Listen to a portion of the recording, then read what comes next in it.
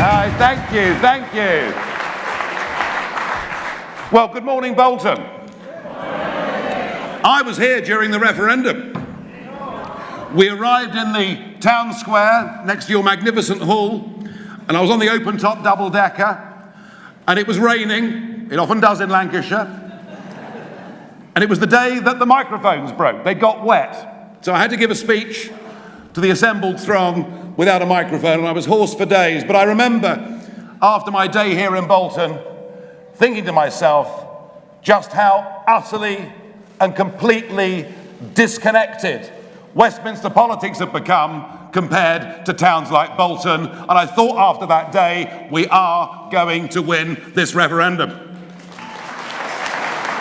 And it is a remarkable thing to think that 2016 is one of those years that children will read about in history books in 100 or 200 years' time. They will read that 2016 was a year of political revolution. Political revolution in the United Kingdom. Huge, that's a word he uses quite a lot. Huge political revolution in America.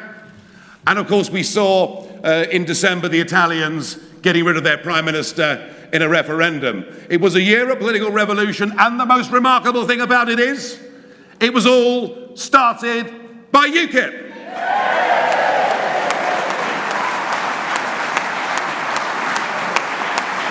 Now there are some who think that revolution of 2016 is nothing more than a blip.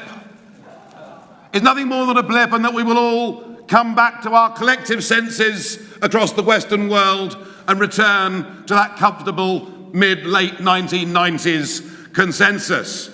I have to tell you, I am now absolutely certain that the political revolution of 2016 was actually just the beginning of something very much bigger that is going to happen across the entire Western world.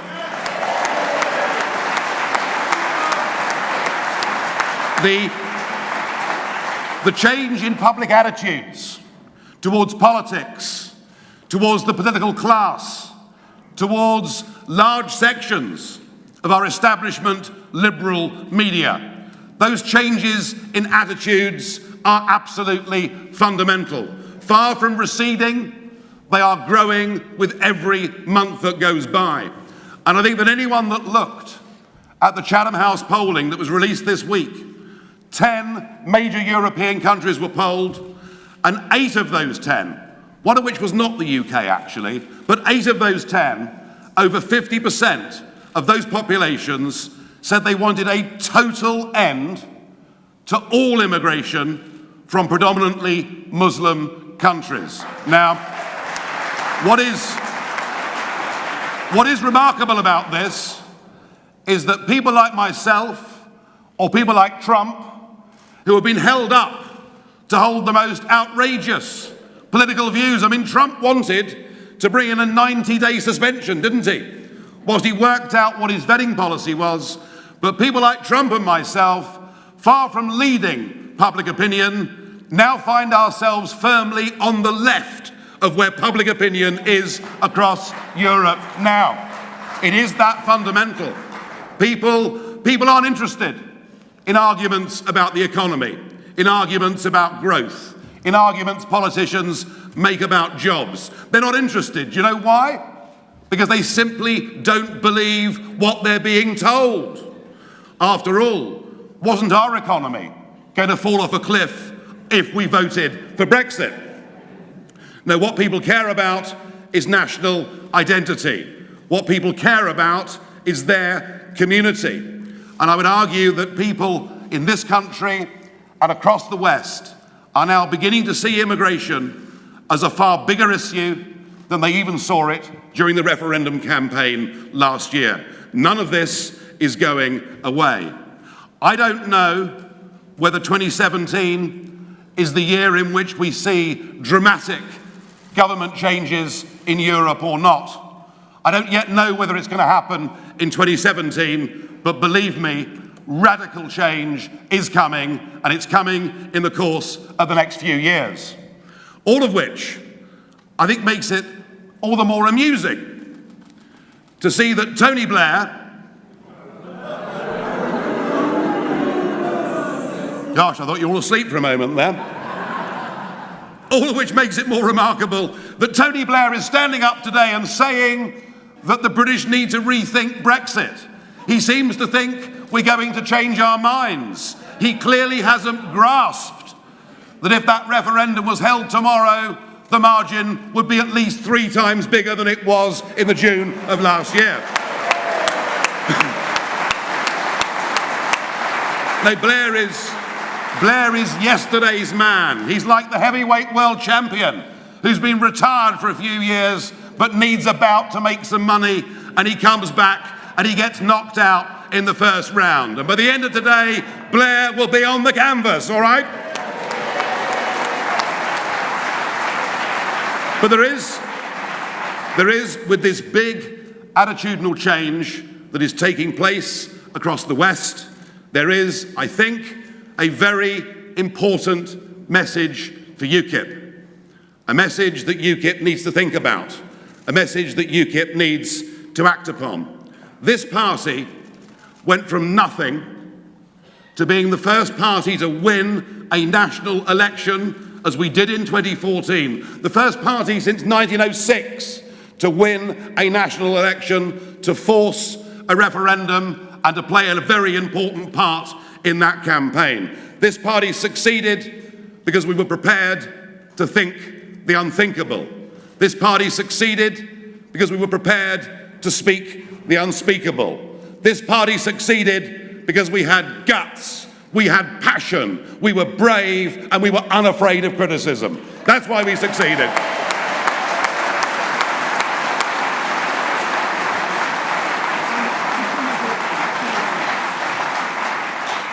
But now I sense that there are too many people in UKIP whose jobs and positions have come directly as a result of that bold strategy, who are now urging UKIP to become mainstream.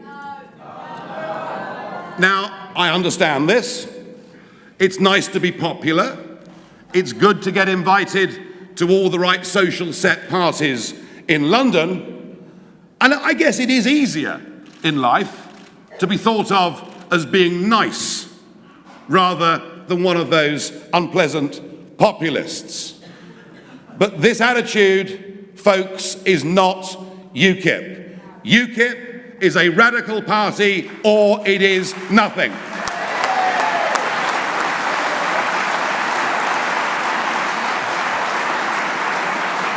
So we need to be unafraid and bold in all that we do. We need to be leading the political conversation, not trying to sound like all of the rest. And goodness me, there is an awful lot to do. You know, Mrs. May is saying all the right things, isn't she? She's saying all the right things. It sounds great, doesn't it? Brexit means Brexit. We're leaving the single market. Our borders are not up for negotiation. But just think on this. It's now over 7 months since we voted in that referendum. And what has happened so far? Nothing. Thank you. Nothing. And if we enter into this 2-year process, by the end of that 2-year process, we will have paid in net the best part of £30 billion. We still have a complete open door to 485 million people. I don't know from the date of Brexit to the date of leaving how many more people will have net entered this country, but I bet you, even from the European Union alone, it'll be pushing on towards 500,000. And my big worry is this, that as Home Secretary, she gave some tremendous party conference speeches, didn't she? Wonderful, top-thumping stuff about how she was going to deal with immigration and bring the numbers down to tens of thousands. Well, she failed spectacularly as Home Secretary, despite those good words.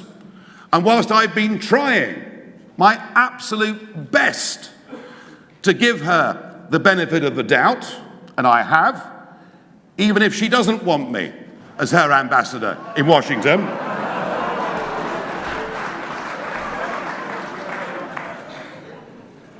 Shame, really, although I'd never necessarily put the words Farage and diplomat in the same sentence, but we are living in a different time.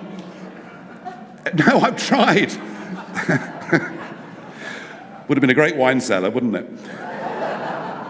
I've tried to give her the benefit of the doubt, and yet just this week, I see a report coming out from the European Union Commission telling us that it's going to be too difficult to extricate Britain from the common fisheries policy. And I listen to our fisheries minister, George Eustace, who says that Brexit should be good for the British fishing industry because we can argue for better quotas.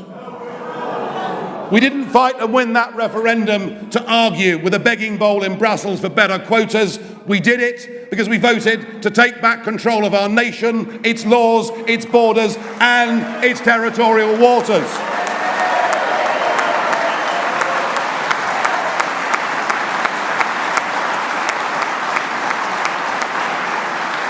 And we have the most phenomenal opportunity with many millions of Labour voters, particularly in places like Bolton, for whom now the Labour Party is utterly and fatally disconnected. We've seen the death of the Labour Party in Scotland, and I sense that the Labour Party is beginning to lose much of its sense of purpose in England and Wales right now. Whatever Mr. Corbyn's attributes may be,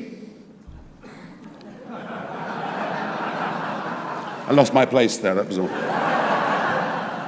Whatever Mr. Corbyn's attributes may be, he basically isn't patriotic. He won't sing the national anthem. He wants to give away the Falkland Islands. He won't condemn the IRA. He is miles away from working class Britain. They need a champion, and that is UKIP's opportunity.